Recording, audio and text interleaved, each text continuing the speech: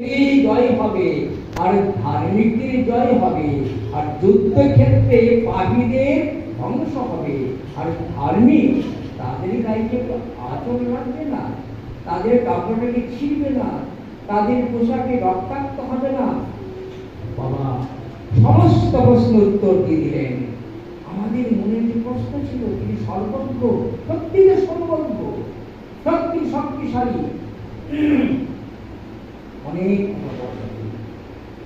এই যে 67-এর যে ঘটনা ঘটল, এই ঘটনার ফলে কি হলো, আমাদের যে আনন্দনগর, যেটা আমরা প্রচার করতে পারতাম না, আনন্দনগর ছড়িয়ে গেল সমস্ত বিশ্বে। আনন্দনগরে আনন্দ মার্গের হেডকোয়ার্টার ছড়িয়ে গেল।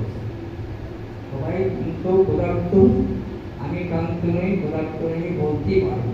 শুনুন, এইবার পরিত্রাতা পরিত্রাতা বাবা বললেন, বাবা আবার বলে গেলেন রাজিতে, বলে মামলা কর।